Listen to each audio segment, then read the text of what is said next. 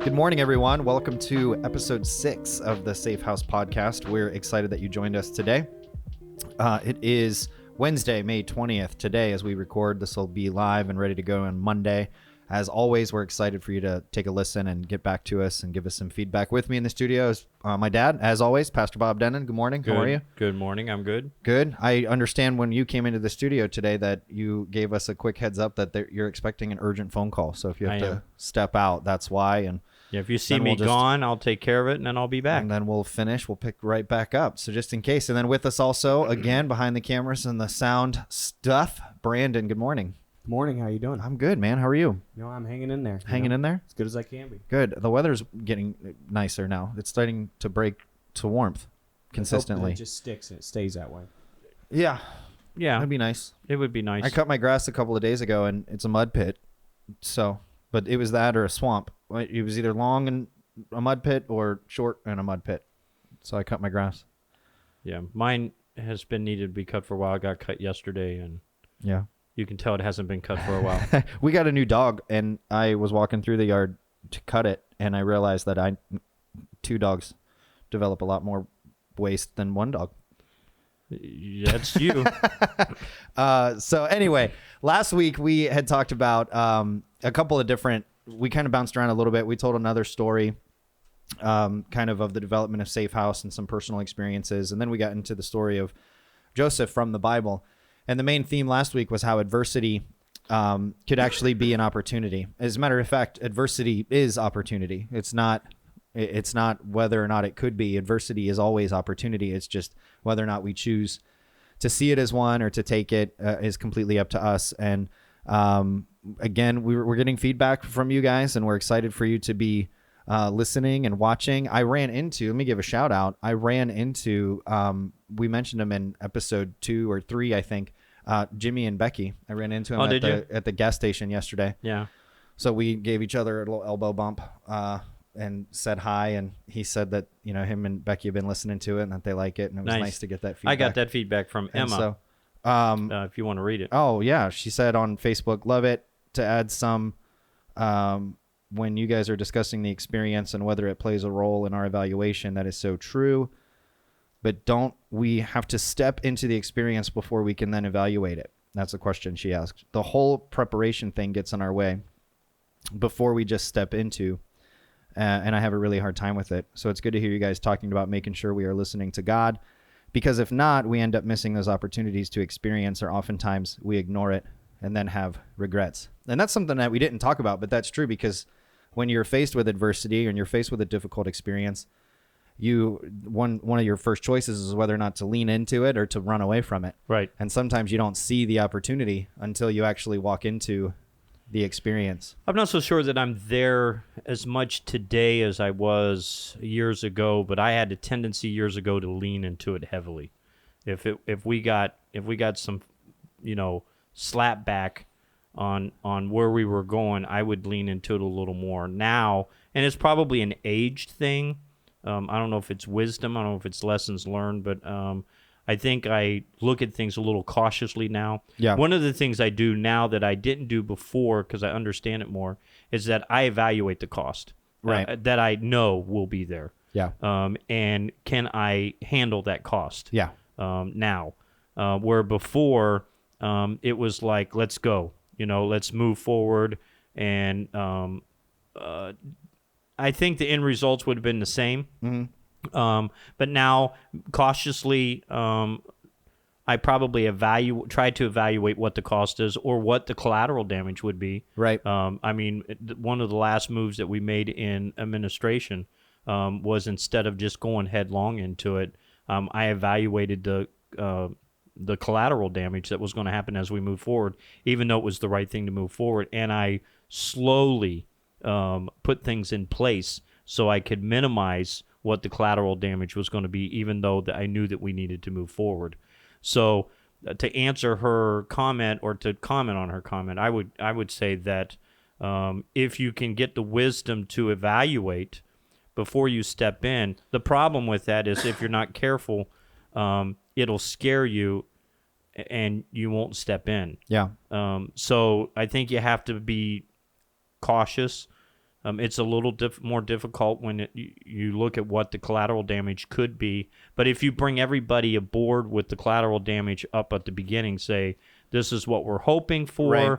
this is the worst case scenario, but we're moving and we're doing what we need to do, then I think you've done a good evaluation of where you want to go. And I think too, that comes with more experience too, is you can learn to gauge which of those potential adversities or potential experiences are worth leaning into and worth like leaning away from, because then you count the cost and the risk and all that kind of stuff. But again, if you go back to the vision that was written down, it's easier to evaluate the collateral damage Through and that the filter. opportunity because you filter it through that, and you end up saying, we've got to do this. Yeah. This is something that we've got to move on because the world's going to change because we do it. Right. And and that's true. It's funny. You can use this filter through any kind of experience. My wife and I do it when we're debating about something, whether or not we should do something or not for our children. Right. You know, and we think about where we want our kids to be.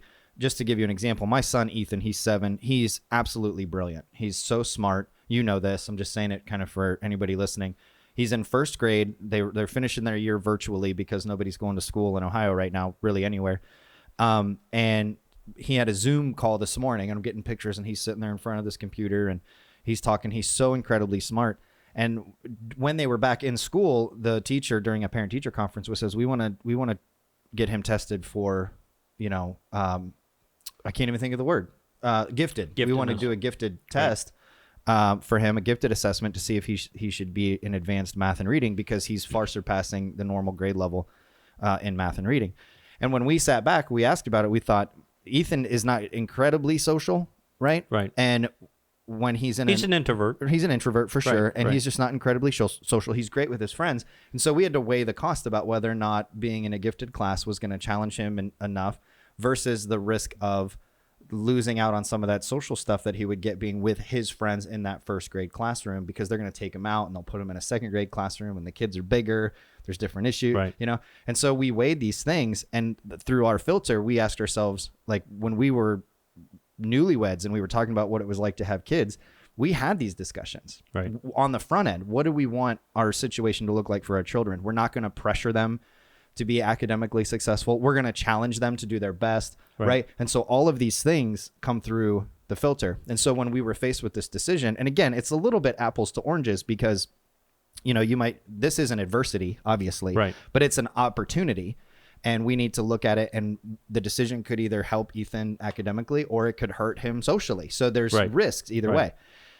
And so obviously after talking about it, we were able to come to a decision, and that decision was that we're going to go ahead and do the testing, because for Ethan, he enjoys the challenge of academics. He enjoys, he's not going to miss out on anything because he's going to be able to benefit that. So anyway, the point is that we were able to get to that answer quicker because of what we had done on the front end of what our vision was for our son and our family and his academics and social and all that other stuff.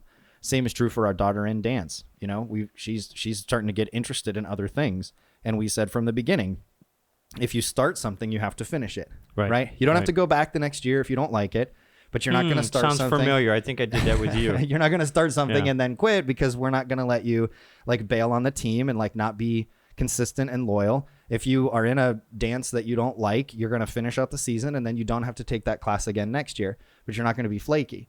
And so these are the things that when we're faced with adversity, we're able to go, we've already made that decision. And again, we use his stuff all the time, but John Maxwell wrote a book called Today Matters. And in the book Today Matters, he talks about how the majority of our decisions that we consider to be difficult are actually really simple. It's just that we wait until the moment to make them, and all of the chaos is adding to the confusion. But if we make decisions early on, then all we have to do every day after that is to manage those decisions. I think it was in Today Matters that he wrote that. Well, one of the things that came out in that book also was the fact that sometimes we don't work hard.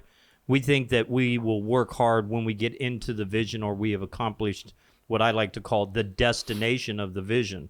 Because the vision has a starting point, it has a travel, or what I call the journey, and then you have what's called the destination.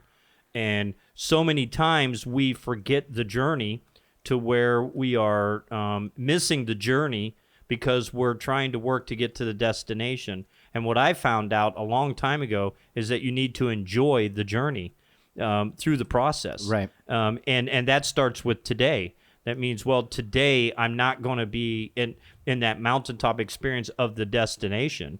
And another great book to read is Dream Giver. I think it's Wilkerson that wrote it. And in the Dream Giver, it talks about making the destination. And the neat thing, and I won't give you the end of the book. If you want to read it, you can read it. But it basically, the destination opens up all kinds of other areas. And so realistically, the destination is not the destination. It just starts another journey, is what it ends up doing. And so in today, in what you're facing, and I know that some of the people that are watching us on a regular basis, they're evaluating where they want to be and what they want to do in the future and what kind of risks they're taking and things like that. But to get to the destination is you have to enjoy the journey, number one. And number two is that today you work on today to get to tomorrow. And sometimes those are slow and small steps. Right. But again, it tracks back to the original vision that you wrote down. Right. Based on what we talked about in whatever week that was. But the it's amazing how simple, I guess I'll say. I'm not going to say easy because they're not easy decisions to make, but it's amazing how simple decisions become when you've made them on the front end about how you want to process adversity. You're not going to know option A versus option B, right? But you are going to know the kind of decision you want to make, right? And then you look at which option A or option B falls into that category, and then it becomes a much easier decision. Right. And I use this with teenagers, and I say, like, if you wait until you get to the party to decide if you're going to want to consume some sort of drug or alcohol, that's probably not wise. It's more likely that you're going to do something that you wouldn't want to do or normally do if you wait until you're faced with the choice to make a decision. But it's more likely that you'll be able to avoid things that could hurt you if you decide on the front end, this is what I'm not going to do. And this is what I'm going to do. Right.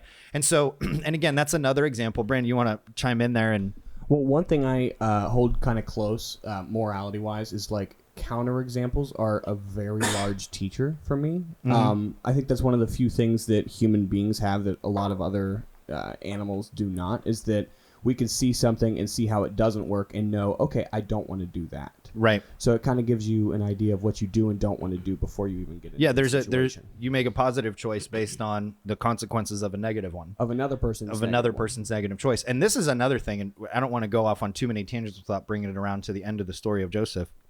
But I struggle with this, and my wife and some of my close friends have heard me talk about this. And it's this idea that you have to make mistakes in order to learn lessons. I don't like that when people say, well, you got to let them make mistakes. That's the only way they'll learn.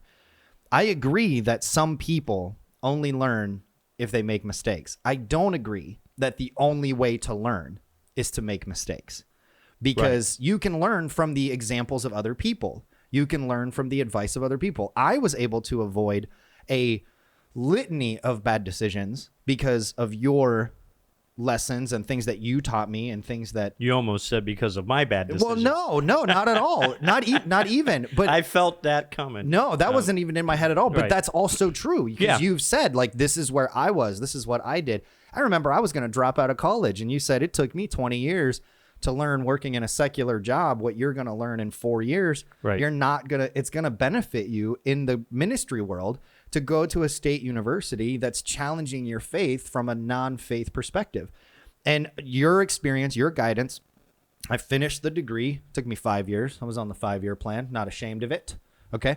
But your experience, your lessons taught me exactly what that looked like. And you can learn from other people's mistakes, or you can learn from other people's experience. The only way to learn is not always to fail and then learn from it. No, you can succeed in a particular choice without failing in that particular situation. And what I've said in the past about failing forward and all the stuff that we do to learn off of failure if you can evaluate the consequences and because of your past experiences help you not to fail, that's the better journey. Right. But what I was trying to kind of emphasize in the past is that if you fail and when you fail, that's not a terminal blow to the vision. Right. It's just get up, clean yourself off. Won't do that one again, and move on. But just because you're going through the process of the journey of the vision or where you want to accomplish what you want to do doesn't mean you have to fail while you're doing it. But what it does mean is that when and if you fail, to move on. Don't let that stop you in the journey. That's part of the journey. Yeah. But I can tell you, I haven't met too many people, and I would be interested if anybody would want to shoot us an email or shoot us a text. I haven't met too many people that took on a God-sized vision that didn't have a train wreck. And again, I want to emphasize that I'm not saying that it's possible not to fail. I'm saying that it's possible to learn and failure not be the only lesson. Yes. The only teacher. Absolutely. And that's the thing that I get to is that because I work primarily with young people, like in their high school years. And there's this idea, it's the YOLO idea, that you only live once and I'm just going to go do whatever because, and then like I know people who they'll say, I don't have any regrets at all because it got me to where I am right now. Right. And in my head, I'm like, well, you could have gotten to this same place without like some of the roadblocks that you hit because like it wasn't the roadblocks that got you to this point. It was how you process them. It was choices that you made. Right. And it's possible for you to have made those choices to avoid those roadblocks. Now, thank God we're where we are. Thank God you're here. Thank God it's not worse, whatever. But there's this concept that I feel like is almost a cop-out where it's, well, the only way to learn is to fail. No. Failure is an excellent teacher. Evaluated experience is probably the most effective teacher. But it is possible to learn without failing. But what's your statement? It's not possible to succeed without failing. Right. Like, I want to emphasize, and I hope I'm being clear. It's possible to learn without failing, but I don't think any successful person has been successful without experiencing failure at some point. So it's just that like failure is not required to learn. It's a great teacher, but it's not required to learn. You can learn from other people's failures. You can learn from other people's experience. What's that statement that you say about wisdom? About looking at your past? Andy Stanley is an author. He's written several books. He talks about how when you're faced with a decision, the challenge is not to do what's right or what's wrong in that moment, because you can almost argue yourself that whatever you want to do is right. Sure. You can argue that. But he has this great idea, and he wrote it in a book. The original version of the book was called The Best Question Ever. I think it's a different title now. It was republished. But Andy Stanley says that in light of your past experience, in light of your current situation, and in light of your future hopes and dreams, 3 filters: your past experience, your current situation, and your future hopes and dreams. So where you were, where you are, and where you want to go. Ask yourself not what's right, but what's wise, based on the things that you've learned when you're making decisions through the journey. Yes, the current moment that you're in. This is where I've been and where you want to go. This is where I'm at today. This is where I want to go. Now, the decision based on where I want to be, what is a wise decision? What's a wise decision? Don't ask what's right. No. Because what's wise? Again, what's right can be variable.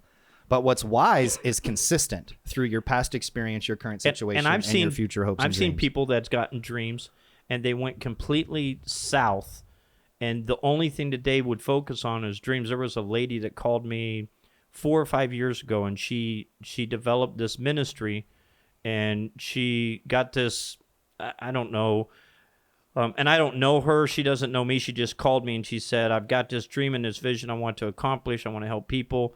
And she called it the Dandelion Ministry. Okay. Is what it was called. And here locally. And she went full tilt into it and basically saying, I looked at the dandelions and realized that nobody wants the dandelions. And I realized that there's people out there that nobody wants. And she had a really, really good, I would say, base to her feelings and thinking. But she also went full tilt in, didn't even look at what the price could be. And within months, she was way over her head and then begging me to bail her out. which we couldn't do. And I watched her just crash and burn with this because she just didn't have the wisdom. She just went into it full tilt instead of taking it a step at a time. She was pushing doors open that didn't need to be pushed open. Yeah. And when we want to accomplish our dream and vision, if we're not careful, we'll push too hard. Yeah. When the door's being slapped in our face. And what I found out is God will say, okay, if you're not going to take the wisdom that I want to give you, if you don't want to take the little gut feeling to slow down that I'm going to give you, I'm going to let you go ahead and go forward, but probably in the midst of this forward, you're going to fall on your face. Right. And then I'll pick you up and I'll dust you off, but then we got to come back around and you got to evaluate where I wanted you to evaluate to begin with, but you didn't want to evaluate this. So I'm going to let you go on and do your thing. It's like okay, Bob, here you go. We'll see how far Bob can take it, and then I learned that lesson. And it's not that he's up there saying, I'm going to trip him. It's just the fact I'm up there saying, I can do it without you. Yeah. I know what I'm knowing, and I can do it without you. And I don't say it out of my mouth, and I don't even think it, but I'm so driven at sometimes that I can have that attitude that, it's up to me. It's up to me. And every time that I get into that position where it's up to me, I learn a really, really tough lesson at that time. And have to come back and say, whoop, okay, this is bigger than me. Bob can't control this. Yeah.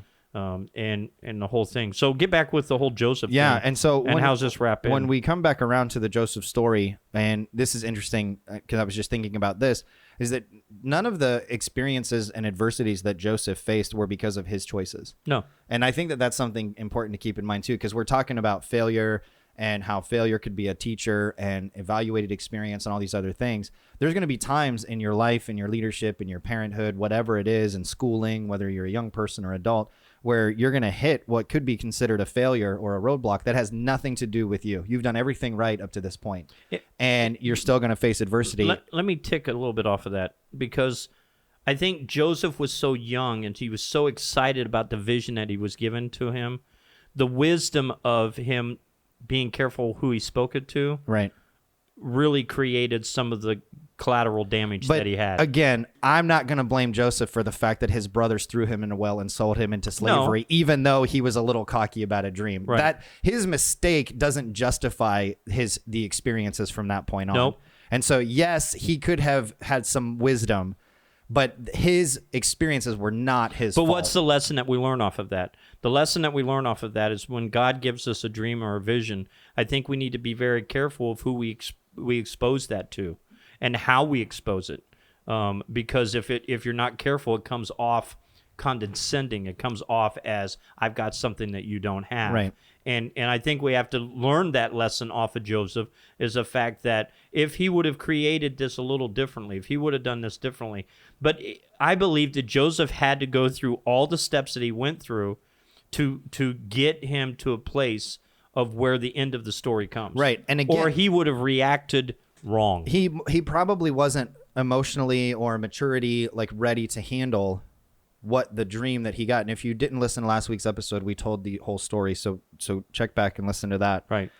But he had a dream. He had a vision about what his life was going to be like when he was a young boy, and it carried through, and he experienced all this adversity. For example, his boss's wife, when she made a sexual advance at him, he did exactly what you're supposed to do. Yep. And he still was punished for it. So right. he was not responsible for the adversity that he faced, right? You're going to experience adversity and even failure and roadblocks that have nothing to do with the choices that you've made. Right. They have everything to do with the choices that other people have made. And then you are, I don't want to use the word victim because that seems a little strong, but you're the one who has to deal with the consequences of those choices.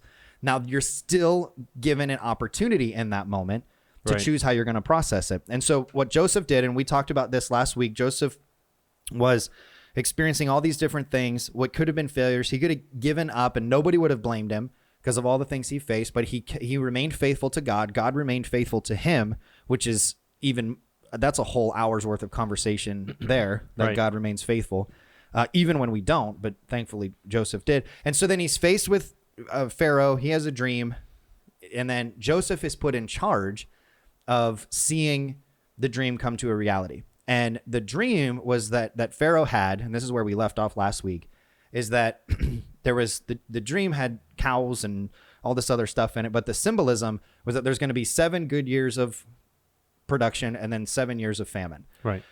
And Joseph said, what you have to do is I have a plan. You have to save during the 7 good years so that way you can survive the 7 bad years. Pharaoh goes, you're the man. You're so in he charge. puts him in charge of this plan. And now Joseph is officially like the second in the kingdom, right? And he's responsible for developing. There's a fly in here Brandon mentioned earlier. It's buzzing around. So you want to close the doors? We can close the doors, and yeah, that way it'll go. It's not bugging me, but We're if good. you want to close it, it's fine. Where did it go? I don't know. I think it's attracted to the lights here. Okay. But so Joseph was faced with this newfound leadership, and he was experiencing for the first time the fulfillment of what would be this dream that he had when he was a teenager of him being responsible for people. And so he put together a plan of stashing, of saving certain amount of crops and produce, or not produce, but crops from the 7 good years. And then he distributed it back to the land. And it got to the point where people from other regions were coming to Egypt and saying, get stuff. we need stuff. And so now they're in the middle of this regional famine. I don't know how far it expanded, but in the middle of this regional famine, their economy, so to speak, they're better off because Joseph interpreted this dream, got put in charge. And what's interesting is that one of the groups, one of the families that came from a region that was struggling was Joseph's own brothers. Right. And so, and then this is kind of and the story goes on, but this is kind of the ending point for this particular illustration, is that the brothers come and they don't know that it's Joseph that they're coming to. They've long thought that Joseph has died, or, he's still a slave boy somewhere. And so they come to him and they don't know that it's Joseph, and they bow down to him because they're coming in humility to get food, to take back home and provide for their families. And this is the reality. This is the realization of the dream that Joseph had, because in Joseph's dreams, as you remember from last week, between the celestial beings all bowing down to, one thing, and then the sheaves of wheat bowing down to one thing, Joseph's dream basically meant that his family was going to bow down to him in submission to his authority. And here they are. It's happening.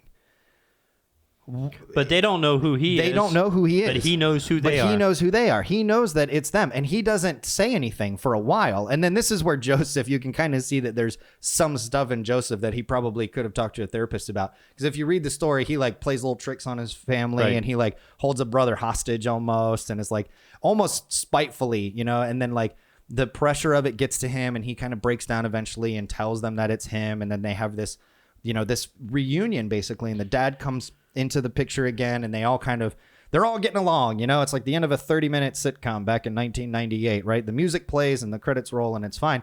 Joseph dies in Egypt, and the family, the story continues. And this is another interesting part about failure and adversity, is that story leads into the book of Exodus, right? Where from that point, something happened that soured the relationship, and the entire Israelite nation become slaves for forever, right, under Egyptian rule. And then you get into the story of Moses and the plagues and all that, but it's almost century. I don't know the exact time frame, but they're in slavery forever. Yeah. Right. And that kind of is a continuation of the story of Joseph. So Joseph, in his personal story, there was great adversity and then great success, which led eventually, not because of Joseph, but led eventually to the entire Israelite nation becoming slaves. Right. I don't know, some new leader took over, and it just became what we know as the book of Exodus, and the splitting of the Red Sea and all the stories that we hear about from Moses and all that stuff. And so the narrative of this is that Joseph was experiencing incredible adversity. He chose to remain faithful. He chose to see the adversity as an opportunity. He became a leader in each step of the adversity, right, to eventually seeing his dream become a reality. And he saved his family as a result of his faithfulness. He didn't become the leader on his own. He was placed into the leadership. it wasn't that he went and said, I'll lead. Yeah. It was the fact that he had that ability to lead, and the people around him saw it. Right. And elevated him forward. Right. Is what happened. Talk about, I wrote down two things that when in one of the disruptions when we moved from the Todd Avenue over to the Broadway, we ended up having, I had a lot of investigations on me. This was shortly after the church thing had fell apart too. And we were investigated by IRS. I was investigated and interviewed several times and had to give several years of documentation to the Attorney General of the state of Ohio. There was all this adversity that came our direction that I had done absolutely nothing wrong. But there was people that were saying that I was doing things wrong and calling people in high areas. And I had all these investigations come down on me. Week after week, month after month, that came down on us. And I know that Angie was a little concerned about it, and I kept on saying, I don't have any problem with it. We have nothing to hide. We've done nothing wrong.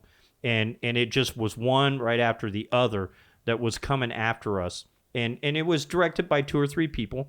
And I remember sitting in a room, and I got advice from an individual who said, I think someone's after you big time, and you could be in trouble. And I went, for what? I didn't do anything. He said, they're going to dig until they find something. I said, there's nothing to find. And he even told me, he said, you need to get a criminal lawyer involved, especially with the Attorney General for the state of Ohio. So I called a criminal attorney, and I said, this is what's going on. And so he called the Attorney General of the state of Ohio and asked him what they were looking for. They were looking for me embezzling money. Yeah.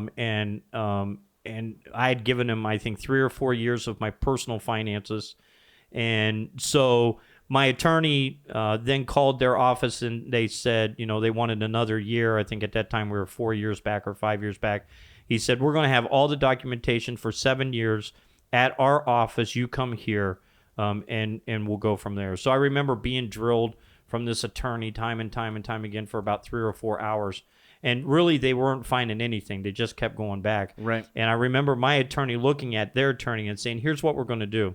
From here on out, we're not giving you anything. If you've got anything, indict. And I remember feeling this cold wave come over me like, indict? Indict for what? And he just looked at me and he said, we're not giving you anything anymore. This is a witch hunt. If you've got something, indict. We're not meeting with you. We're not doing anything. Indict him.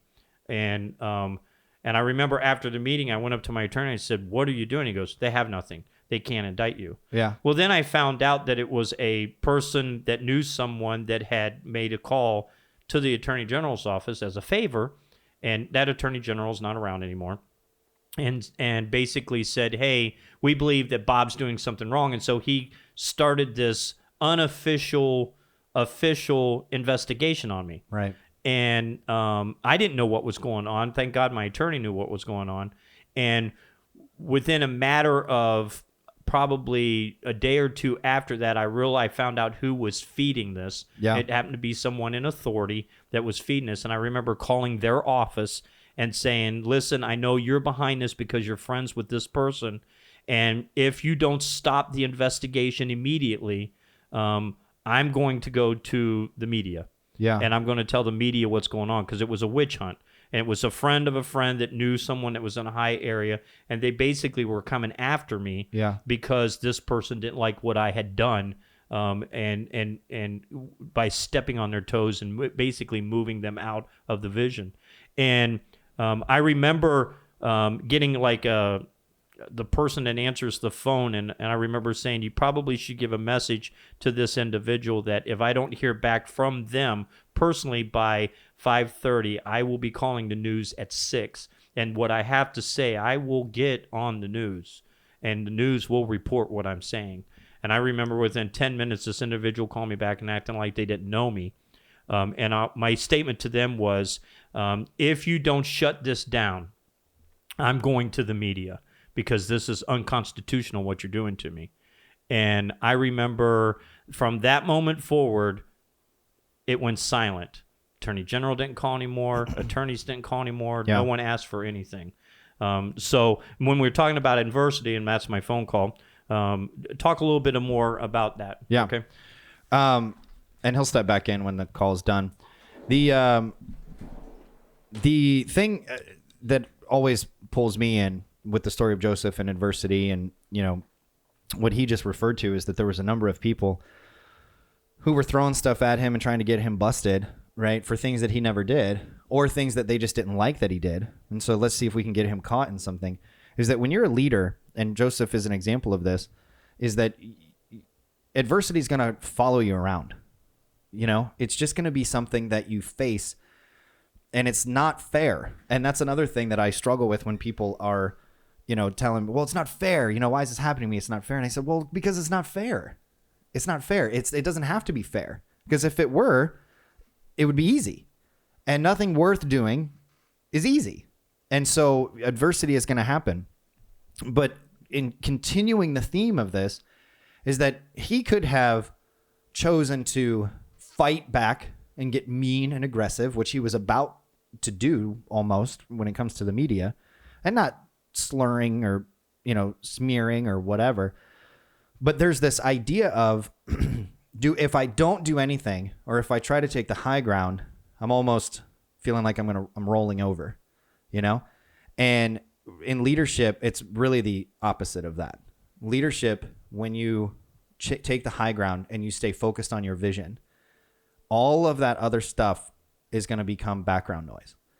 And I think that is what separates certain, mediocre, average leaders from great leaders who accomplish amazing things. Brandon, you and I talk all the time about, we have this big affection for Steve Jobs, and if, I'm an Apple guy, I love the product. He was not the nicest person in the world. He has a wide reputation for being mean, right? At least at the beginning and through the majority of his career. Yeah. It's pretty well known that towards the end of it, he softened up, whatever. But well, they say, and I know you know this, but they say people who, like, subordinates to Steve Jobs who would stand up to him, especially when he was ranting and raving and just really going in on his employees, people who would stand up to him and just put their foot down, like, I'm not going to deal with this anymore. He'd kind of like shut it down in the moment, but later on they would end up getting some kind of bonus or raise or some, at least some recognition for standing up to, such a powerful being. Right. Because his point wasn't necessarily just to win. It was to develop a great product. And more often than not, he believed probably that his idea was the right one, and a lot of times it probably was. Well, some of the things he'd say would reflect that. Another thing we talked about, he's like, how would people know what they want if we haven't told them? If we haven't told them yet. What a bold, incredibly bold statement, He knows best, right? And so when you think about it, and whether he did or didn't, whatever. We have good products, and that's fine. And well, it's the biggest company in the world. So he developed, as a leader, he did it. Like, he did the thing that a business owner wants to do. He made his product a culture, right? It's a cult. Like, when you get an Apple, you're like, I'm never going back now. And there's exceptions. There's people who are gonna want to switch from Apple to Android. But if you're someone, like you or like me, I could never. I will die. I will die an Apple before I have an Android. Yeah. and again, we're talking leadership and we're talking business, and how, there were moments probably when if he was not this tunnel vision kind of person, he could have let all of these things pull him one way or another and distract him and keep him from being focused on what the vision is. And when you're facing adversity as a leader, that's really what the opportunity is. Do I get pulled to the sides into these little battles, right? Or do I continue walking towards the vision? And if you're a faith person, if you're a spiritual minded person, then there's this idea that the enemy, right? There's a battle between God and the devil, or good and evil, whatever kind of terminology you want to use. But if you're a spiritual person, then you have this concept that we're kind of in the middle of a tension between these two forces, or this good and evil, whatever. Again, if you're a spiritual person, all of those adversities are temptations to pull you off focus, right? And the goal might not even be to get you to like engage in these smaller battles. The goal might be just to get you pulled off your vision. Because if your vision is to serve people, right? Which what vision that's worth doing doesn't serve people in some way? Whether you're making coffee or building buildings or building a church or, doing community service stuff, it's all going to serve people in some way, right? And so the temptation then, if you get pulled into these different struggles, is now your focus is on fighting one battle and you can't serve your people. If you're a faith person, then you're aware that the enemy is winning at that point, right? They're pulling you off focus. And we as leaders can't get pulled off focus because the vision that we're chasing is too important. And that's what separates the people who can see a vision come to reality and those that flake out or flash in the pan or can't follow through, because I've had people, Dad's talked a lot about his adversity and how a lot of people have said negative things about him. There was one time, this is an experience I'll never forget, and I struggle with the idea of this to this day. And I got a phone call from a woman, and this woman and her husband had worked with my dad in the past. They did not have the best idea of who my dad was. The relationship had, gone a different way than the way that it had started. And they just didn't really trust him a ton.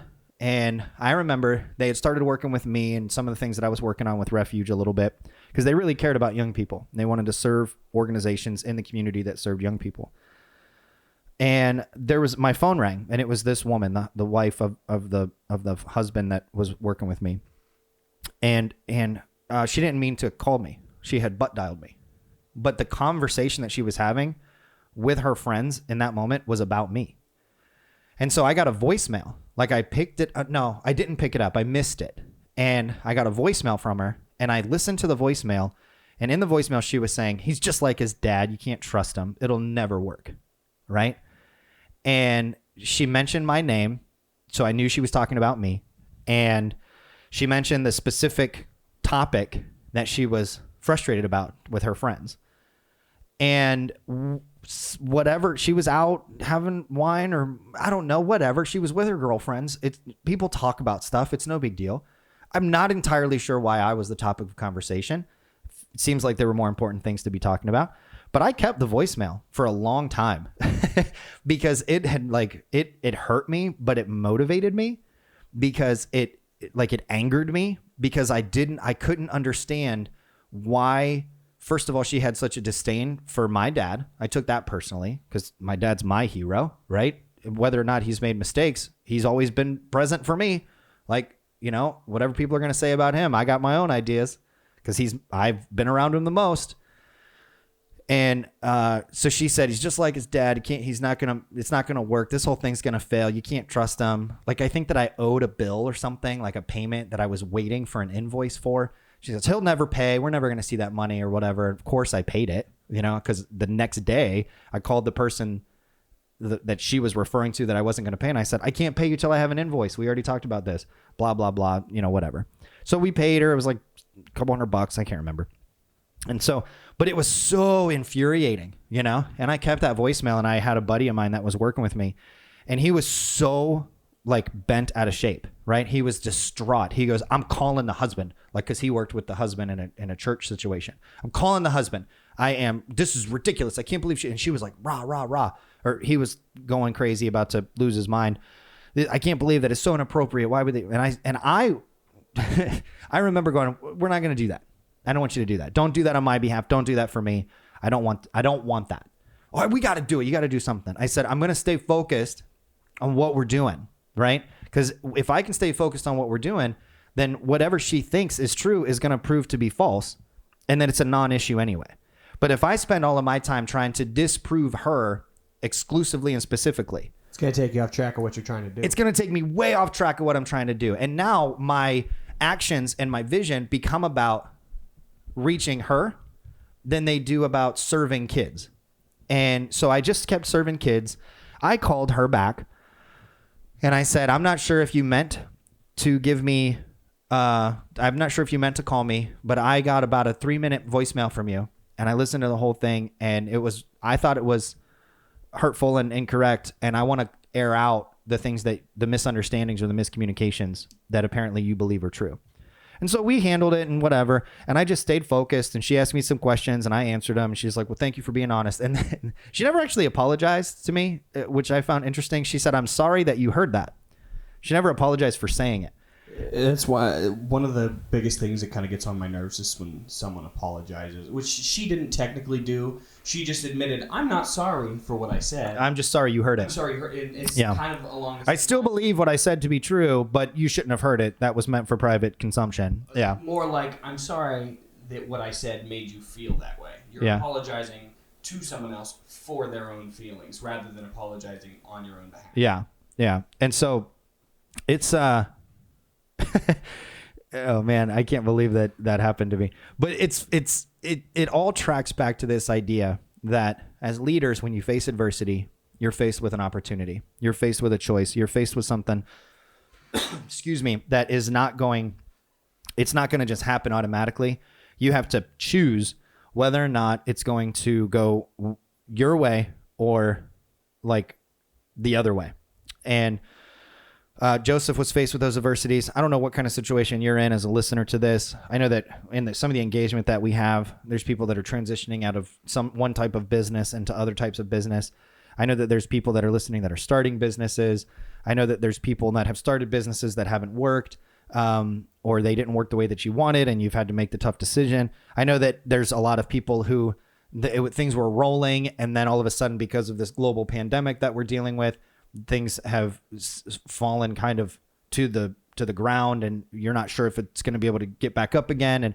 But all of these things are opportunities, and we can't allow the adversity that knocks us down to be the thing that keeps us down, because getting up is part of the struggle.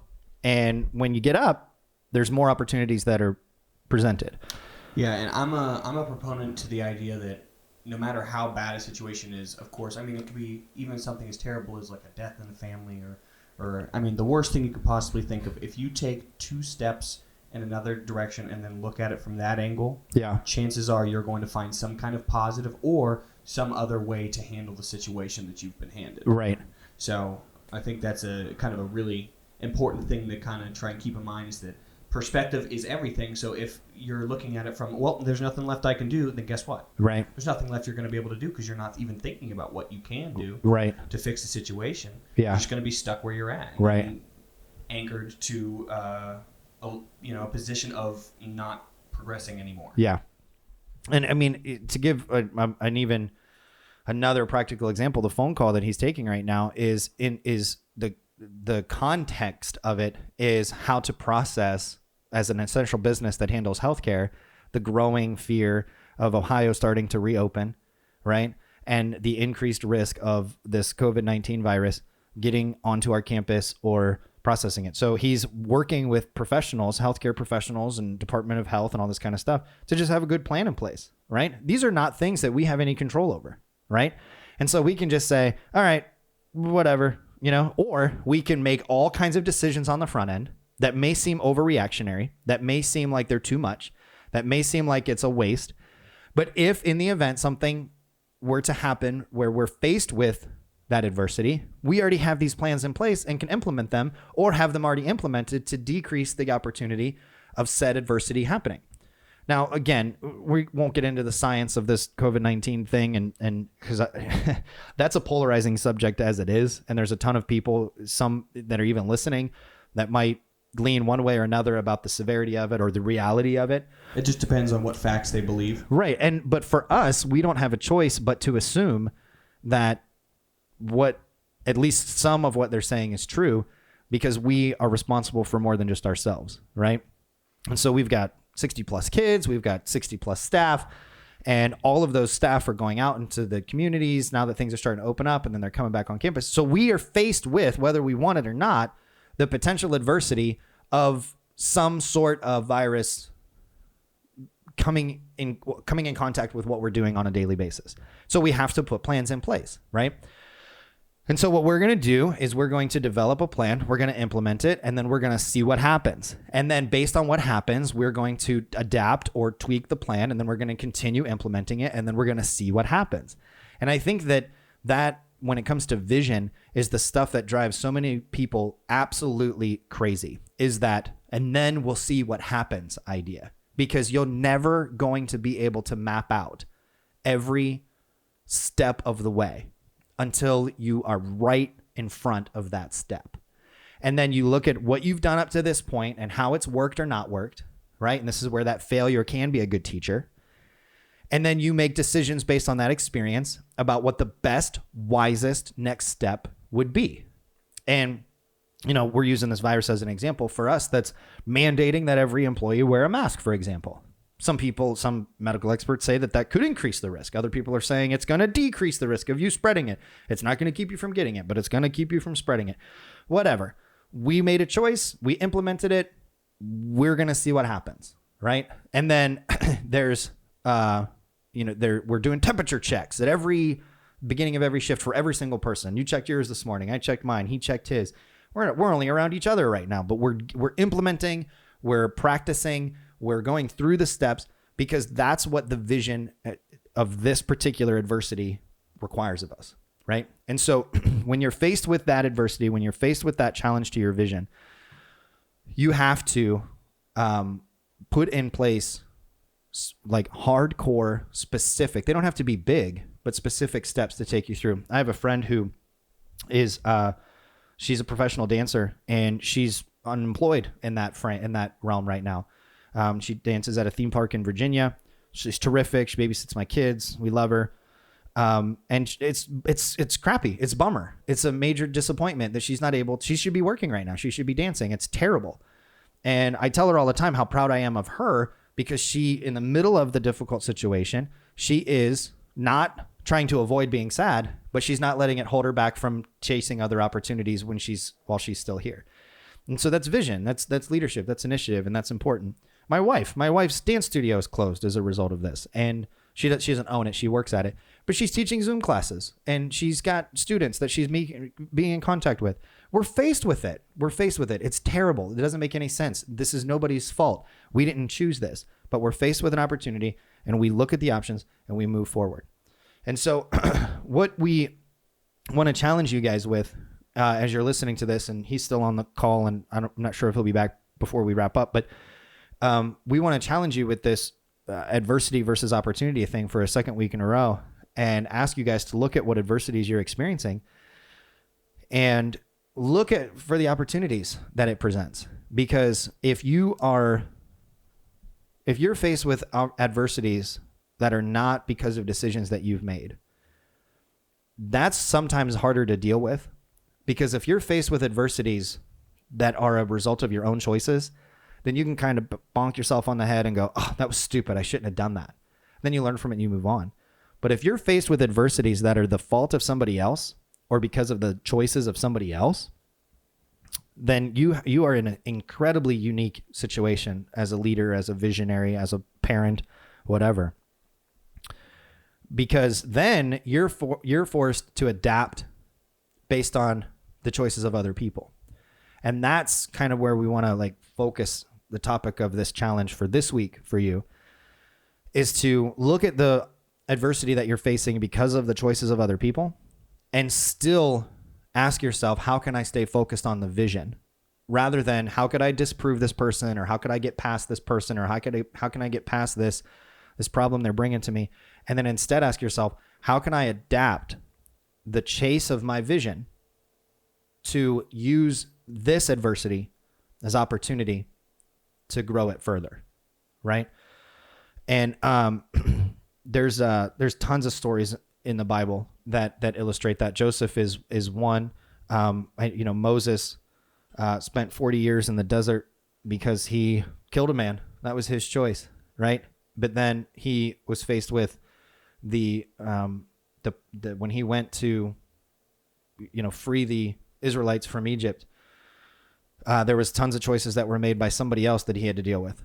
There's, Jesus was, the man was killed because of the choices of other people. He obviously did nothing wrong ever to deserve that kind of punishment. David made some very terrible decisions, and the people that didn't do anything wrong in his life were affected by his terrible decisions. There was a man that was killed because Joseph slept with that man's wife and wanted that man out of the picture. That man didn't do anything wrong. He was killed by David's bad decisions. And then David was affected by other people's bad decisions when he was younger. And then, as he lived his life on, we're always going to face adversity that's not because of decisions that we make. That's not an excuse to get angry and give up. That's an opportunity to grow and move forward. I'm not saying don't feel it. I'm not saying don't be angry. I'm not saying don't be sad. I'm saying look for the opportunity in that. We'll welcome back in Dad now after the phone call. Sorry about that. That's all right. I actually explained to them that not the incredible details of the plans that we're putting in place, but that as leaders, we're faced with unique adversity with this virus about how we have to put plans in place on the front end Right. to where if we're ever faced with it. And I explained that part of the phone calls that you're on a daily basis is with the health department, making Yep. sure that what we're doing is the right thing, Correct. asking if there's anything new. And we haven't had huge issues. I mean, We've got a couple There's little been some issues. high temperatures on occasion, but so far so good. But part of the reason why we're able to be confident is because we have a vision for what we want this to look like, and we implement it on the front end. We don't wait to face it, Right. and then go, what do we do now? Right. And so then we just kind of talked about how, and we're going to start wrapping up here in a minute, but we were talking about how there's really kind of two types of adversity. There's adversity that's happens because of bad decisions that you've made. And there's or decisions that you made that turned out not to be the right ones. And then there's adversity that happens because of other people's bad decisions, even if you haven't done anything Correct. wrong. Correct. And so what the challenge that I was issuing and kind of giving out there was for people to look at the adversity that they're facing that's the result of other people's choices and ask themselves how they can use that as an opportunity to further their own vision rather than getting pulled off task trying to disprove those people or trying to overcome their choices, because the enemy at that point, if you're a faith person, like I said, their goal at that point is just to pull you off topic. That's it. And so if you could stay focused, Right. then you'll be able to put that adversity almost as background noise, and it could become a greater motivator or a greater opportunity to take the vision even further. And then the enemy's plan actually backfires, Right. and you're more motivated and you're more driven and you're more focused. Well, one of the things about as you prepare for adversity or you prepare for wherever you're going in your journey, let's just put the example of the COVID-19. We have to prepare for the worst, hope for the best. And that's why we went aggressively weeks ago in doing things that no one else was doing prior to it. And here's the thing that bothers me or that hurts me as a leader is that if we can't stop COVID-19 from coming into our facility, I'm going to struggle with the whole fact that I failed somewhere. Right. Where I'm finding out, talking with the health department and the state of Ohio and different things, what they're telling me is you could stay home all winter long, lock your door, not see anybody, and you could still get the flu. And they said, so you're doing everything that you can do. And one of the things that I do on a regular basis is, can we do more? What do we need to do more? Because we realize that this is a dangerous situation that we're in. It's not like that we can just lock ourselves down in our homes and wait for it to pass over. We have 100 employees and their families and their distant families. Right. We have 68 different kids that represents, 50 different counties across the state of Ohio. And so it's a big, big deal. Plus just the negativity that would come if you get someone that gets sick. And so even though we're going to prepare for the best and we're going to do everything up front Right. to With stop with the goal of it never being on campus. It doesn't mean that we will. Yes. And then if it does, we're not going to consider what we did a failure. No. Because we knew from the beginning that the expectation was high. Right. And so then we put in, but then we have contingency plans in place for if the original plan doesn't do what we hope it would, even though we expect that it can't, because Right. it's just not how viruses work. Right. We have plans in place to limit the severity. Correct. Right. To keep, with the whole goal being to keep everybody safe. Now, so just to kind of wrap this up, and then I want you to put a period on it, is that the vision is to keep everybody safe, right? If we break Right. it down to like one singular thing, the goal is to keep everybody safe. Right. There's 1,000 different opinions about whether this thing is as severe and the numbers and blah, blah, blah, and all these conspiracy, The whatever. naysayers are But out the there. goal is to keep everybody safe. If Right. we get pulled off topic and argue about masks or, temperatures or whatever, antibodies, blah, blah, blah. The accuracy of numbers. I mean, it's just, I don't know what state you're listening from or whatever, but if you're in Ohio, you know exactly what I'm talking about. And I'm sure it kind of national news kind of has the same feel. Right. Is that nobody really knows and everybody thinks that they do and they just talk, right? No matter what, if we get pulled off topic, we lose that original vision of keeping everybody safe. Right. And then we run the risk of getting so distracted by defending or trying to convince that our choices are the right ones. Right. When in reality, we just make the choice, we put the plan in place, and then we see what happens. Right. And then we adapt the plan and we keep moving forward. And you count the cost. If I do this, what's my collateral damage? If I don't do this, what's my collateral damage? And I've surrounded myself with people, and I had a meeting a few weeks ago with our top team, and I got some feedback, and some of them were saying, we don't need to do this and we don't need to do that. And I remember going home at night, and this was just a few weeks ago, and evaluating my decisions based off consequences and the price, if we did and if we didn't. And I came back and I basically trumped everybody. I came in, I said, this is what we're doing. And I remember pulling the whole team together in the gym, and I said, this is what we're doing. I appreciate your opinion. I appreciate your input. I remember you saying, but the time for your feedback is done. Yeah, I mean, I'm not interested in your feedback anymore. I've asked, I've gotten it. This is the choice. This is what we're going to implement do. it. This is what we're going to do. We're going to implement it, and I don't want to hear any more talk about it. Right. I don't want you to hear, and that's just leadership, you know. Right. You want to surround yourself with people that will give you good intel, but somewhere down the road, they've got to come to the conclusion that you're the one making the decision, right, and they need to line up. Right. And here's the neat thing about it. They did. And haven't been any issues. Right. None whatsoever. It's like, okay, we got it. And so from there. But I guess to put a period on today, even though I missed quite a bit of it. Not that much. Is that we just need to, as we move forward in this journey that we're in, enjoy the journey. Don't lose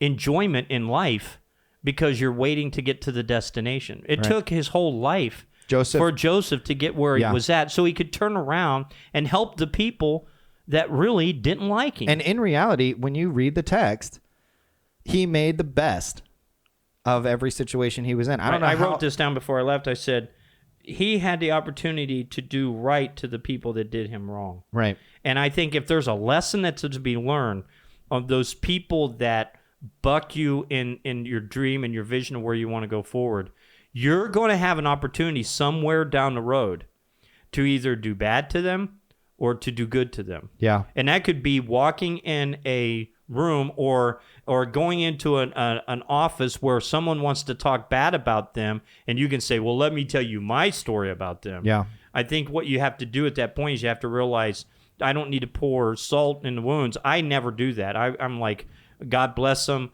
They're deep down inside, they're good people, and I always try to build it up the way I do. If I run to them in the grocery store, I will always approach them, even though they might not want to talk to me. But one thing that we learned about Joseph, he could have buried him. He could have made him starved. Yeah. And in the world that we live in, he had every right to do it because of what they put him There's not through. a lot of people who would have argued right that he didn't have justification to punish them. He could have justified it as a right thing to do because this is how they treated me. Yeah. And I think the lesson to be learned on that is to take the step higher of those people that do you wrong. Don't get on the same level that they're at. And if you get an opportunity to do good for them, do good for them. Yeah. Moving forward. Yeah. Very good. Well, with that, again, the challenge and what we want you guys to think about is what kind of adversity are you facing that's the result of something out of your control? Right. And then look at how that can provide opportunities to further your vision, whether it furthers your vision directly or it furthers your ability to handle adversity, right? Because sometimes things that they don't directly affect the vision, but they can directly affect you as an individual. And then as you chase that vision, those things sharpen you. Correct. Right. And then your vision becomes more clearly focused and you can chase it more. Great leadership will always rise in the midst of adversity. And you will learn something as a leader when you step into that role. Right. Leaders always, I've said it before, characters like a sponge. You don't always know what's inside until the pressure squeezes it out. Right. And adversity is something that will squeeze whatever's in a leader to the surface. And if it's vision, if it's clarity, if it's focus, then that pressure brings it to the surface. Yes. Leaders almost thrive in adversity because that's just where it lives. Right. That's just where the stuff lives. And I use the example of, I can't get over it. Like gold can't be gold without heat, without purification. Right. And that purification is painful. And, we're going to work on in a few, I don't know, maybe a couple months, maybe into the fall and winter when things loosen up, but we're going to develop that teddy bear story. If you've seen the teddy bear video that we've made and put on safehousersd.com, what we want to do is, we want to create another one that tells the teddy bear side of the story. Which is the second half of the book. Right. And if you notice up here, we've got some different things, and we're going to start kind of letting you in on some little tricks here. And we can do that now, or we could do that next week. But this teddy bear is something that we give to every kid that comes into the program. Not this particular one, but they get a teddy bear and they watch the teddy bear story at some point, or they hear the teddy bear story. All of our staff that get trained see the teddy bear story. And because the kids are the teddy bear, and if you've seen it, you know what I'm talking about. If not, please go watch it. But the teddy bear was lost and forgotten. It was picked up, and then a woman at the church fixed it. And she took all the stuffing out. She cleaned it. If that teddy bear could talk, right, it would have no idea that it was being renewed, that it was being redeemed. It would just see the adversity. It would just be tortured, right? Right? And so what we're going to do is we're going to develop a short film that really tells that story from the perspective of the teddy bear. Because when you're faced with adversity, you could be going, why is this happening to me? Right. When the whole time it's refining you to the best version of yourself, right? And you talk about gold being purified through fire. Diamonds are made from dirty rocks, right? Buried deep in the earth. And the only way they become priceless is through immense, intense, incredible pressure. Right. You cannot be the fullest version of yourself without experiencing intense pressure and adversity.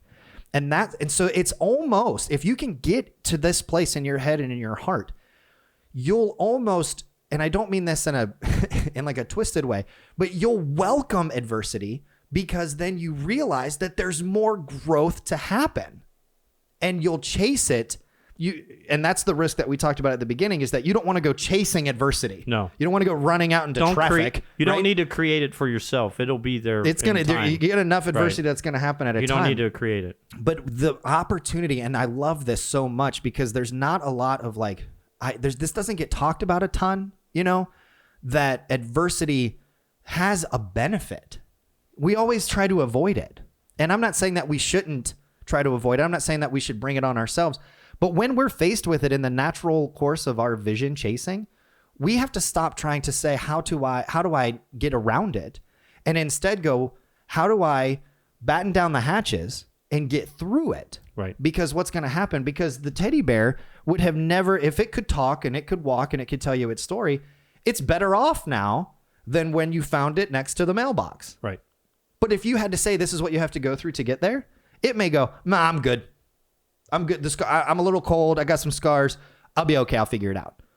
But it had to go through the adversity in order to become what it is. And I'm talking, this teddy bear is alive to me at this point because it's just part of what we do. Right. But that's true of me. Like I told you about the voicemail that I got that I wasn't supposed to get. Like I can't imagine, they were talking about me behind my back to people. What? I don't want to do that. Right. But I looked at it and I said, I honestly asked the question, is she right? And then I realized she wasn't. And I said, okay, check. Let's move forward. Right. And so that's what we want to challenge you guys with today is, what kind of adversity are you facing? Last week, we asked about how you can see adversity as an opportunity. This week, we're asking, what kind of adversity are you facing that's the result of other people's choices? And then how can you navigate through that to become a purer, more priceless version of yourself, so to speak, using the gold and the diamond thing. So with that, Instagram, Facebook, Twitter, Safehouse RSD is what you're looking for. Safehousersd.com. Feedback. give us some feedback. Click the share button. We put the link up to the YouTube every Monday. It's on SoundCloud. It's on iTunes. It's on Spotify. If you're on any of those, copy a link, paste it to your page, share the link when you see it, whatever it looks like. Bob Denon on Facebook, Andy Denon on Facebook. We'd love to talk to you. We're getting good feedback. People are listening. Thank you so much. Brandon, another good one. Appreciate you taking some time today, man. Absolutely. We'll talk to you. We got more videos to produce when we're done here, and we'll head back to the office. So I'll see you in like 8 seconds. Yeah, we'll get working on this episode and make sure it gets out by Monday. Very good. Sounds good. And then Dad, again, thanks. No problem, man. Sorry for the interruption. That's all right. Everybody, we'll see you next week. Thanks again. Take care. Bye.